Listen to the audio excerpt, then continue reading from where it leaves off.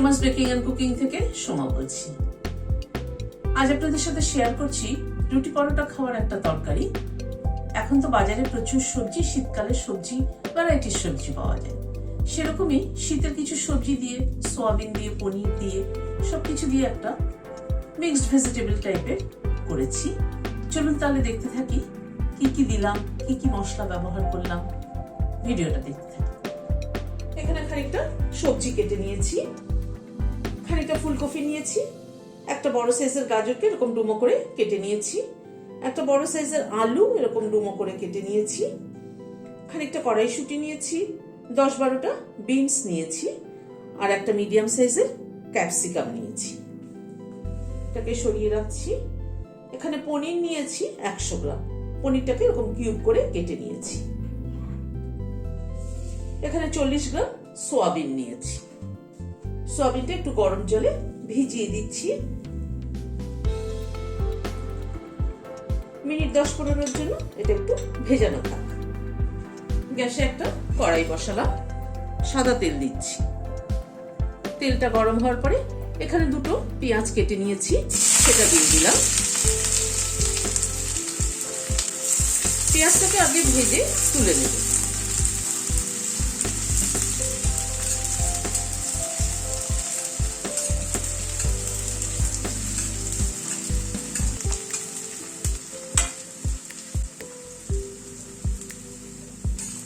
বেরেস্তা করতে হলে কিন্তু গ্যাসের ফ্লেমটাকে হাইতে রেখেই করতে হয়, এবং তেলটা কিন্তু খুব যে একটা আগুন গরম হয়ে যাবে তা না, কিন্তু মিডিয়াম গরমে পেঁয়াজটা দিতে হয়, কারণ খুব যদি বেশি গরম হয়ে যায় পেঁয়াজটা দেওয়ার সাথে সাথে কিন্তু পেঁয়াজটা পুড়ে যাবে। সেই জন্য হিটের কন্ট্রোলটা কিন্তু ভীষণ জরুরি বেরেস্তা করার সময়, আর এরকম কনস্ট্যান্ট নাড়তে হবে। গ্যাসের ফ্লেমটাকে এখন একটু কমিয়ে দিলাম। এবার বেরেস্তাটা রেডি হয়ে গেছে, তুলে নিচ্ছি। তেলটাকে একটু সাইডে করে চেপে নিচ্ছি।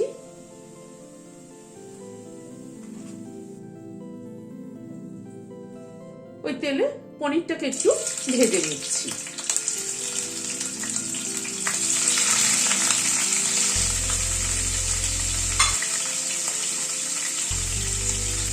অল্প একটু নুন ছড়িয়ে দিচ্ছি।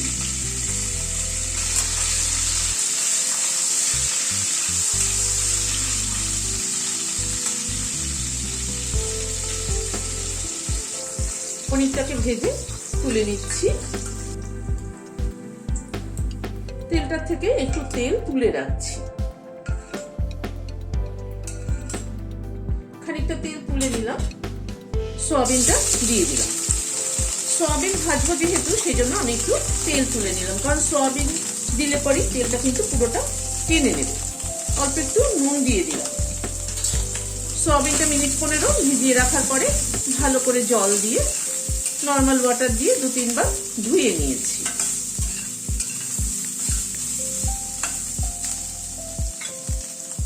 সয়াবিনটাকে একটু ভেজে নিচ্ছি।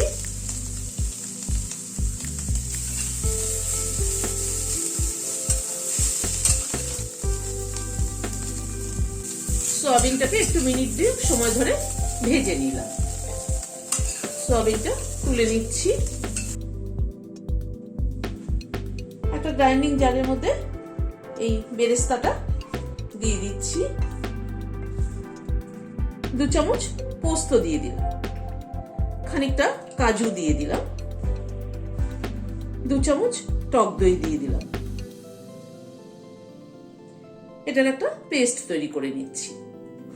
সয়াবিনটা তুলে নেওয়ার পরে আবার একটু সাদা তেল দিচ্ছি। পেঁয়াজ ভাজার যে তেলটা তুলে রেখেছিলাম সেটা কিন্তু এতে অ্যাড করে দিচ্ছি। এটা তেলটার মধ্যে কিন্তু মেন ফ্লেভারটা রয়েছে। তেলটা গরম হওয়ার পরে তেলের মধ্যে প্রথমে শাহি জিরে ফোড়ন দিচ্ছি 1 চামচ। গ্যাসের ফ্লেমটাকে কমিয়ে রাখলাম। ফোড়নটা একটু ক্র্যাক করা অবধি অপেক্ষা করব। শাহি জিরে না থাকলে এমনি নর্মাল জিরে দিলেও হবে। এবার সবজিগুলো অ্যাড করছি। প্রথমে আলুটা দিয়ে দিচ্ছি,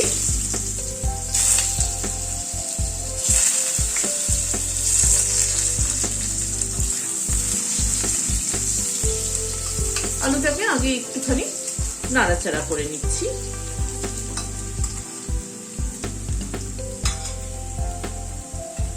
আলুটাকে একটু নাড়াচাড়া করে নিলাম 1-2 মিনিট মতো। এবার গাজরটা দিয়ে দিচ্ছি। সবজিগুলো আমি 1 বাই 1 অ্যাড করব, কারণ সব সবজি ভাজা হতে তো সমান সময় লাগে না, সেই জন্য একসাথে সব দিয়ে দিলে হবে না। 1 বাই 1 অ্যাড করছি।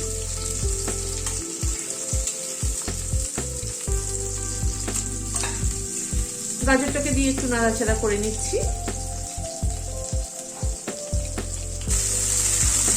গাজরটাকে দিয়ে আবার মিনিট খানেক একটু নাড়াচাড়া করে নিলাম।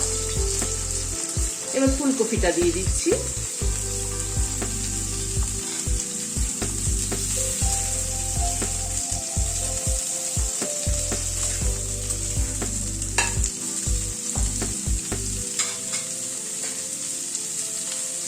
এক চামচের একটু কম নুন দিয়ে দিচ্ছি।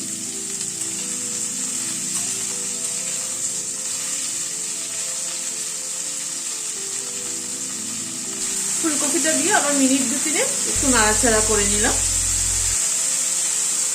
এবার বিনসটা অ্যাড করে দিচ্ছি।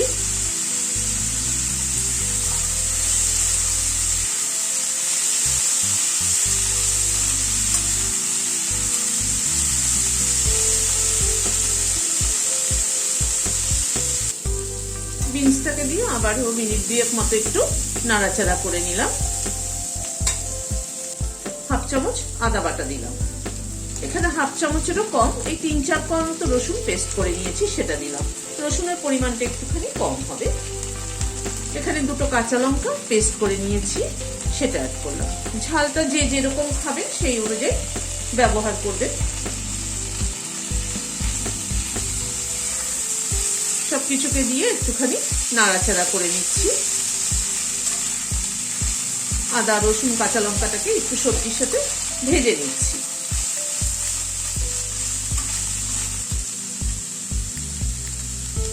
আদা রসুন কাঁচা লঙ্কাটাকে একটুখানি সবজির সাথে ভেজে নিলাম। এই মিনিট খানেক একটু নাড়াচাড়া করে নিয়েছি। ধনের গুঁড়ো দিচ্ছি 1 চামচ। এটা রোস্টেড ধনের গুঁড়ো। এই ধনের গুঁড়ো জিরের গুঁড়ো সবকিছু কিন্তু একটু হালকা রোস্ট করে আমি বাড়িতে করে রাখি, তার ফ্লেভারটাই দারুণ হয়। হাফ চামচ জিরের গুঁড়ো দিলাম। হাফ চামচেরও কম কাশ্মীরি রেড চিলি পাউডার দিলাম। সামান্য পরিমাণ একটু গরম জল অ্যাড করছি মশলাটা কষানোর জন্য।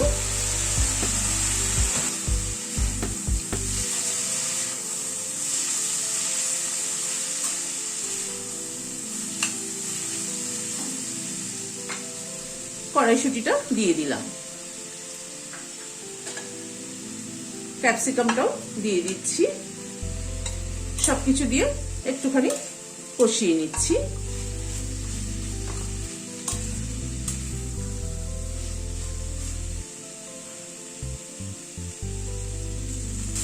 গুঁড়ো মশলাটা দিয়ে একটু নাড়াচাড়া করে নিলাম।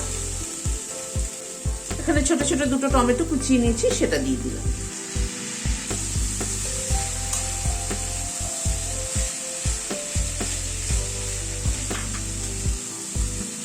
টমেটোটাকে দিয়ে আবার একটুখানি নাড়াচাড়া করে নিচ্ছি।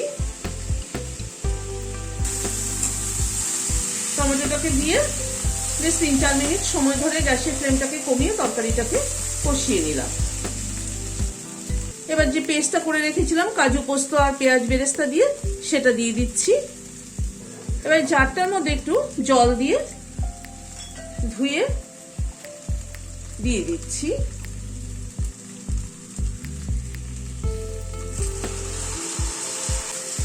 সবকিছুকে দিয়ে আবার একটুখানি কষিয়ে নেব।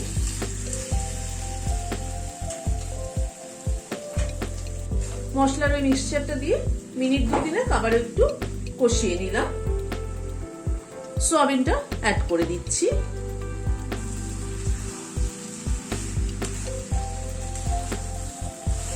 সয়াবিনটা অ্যাড করে মশলার সাথে আবার একটুখানি মিশিয়ে নিচ্ছি। সবজি মশলা সবকিছুর সাথে সয়াবিনটাকে একটু মিশিয়ে নিচ্ছি।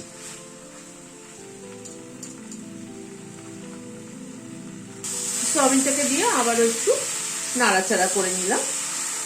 এবার একটু গরম জল অ্যাড করে দিচ্ছি। খুব বেশি জল অ্যাড করব না, এটা কিন্তু মাখো মাখো তরকারি হবে। পনিরটাকে দিয়ে দিলাম, পনিরটাকে দিয়ে একটু মিশিয়ে দিচ্ছি।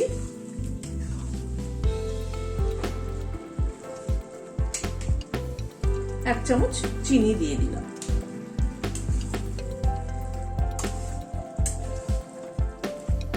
একটু নাড়াচাড়া করে নিলাম। এক চামচ ঘি দিয়ে দিলাম। দুটো কাঁচা লঙ্কা মাঝখান থেকে অর্ধেক করে দিয়ে দিলাম ফ্লেভারের জন্য। 1/4 চামচ গরম মশলার গুঁড়ো ছড়িয়ে দিলাম। সবকিছুকে দিয়ে মিশিয়ে দিচ্ছি।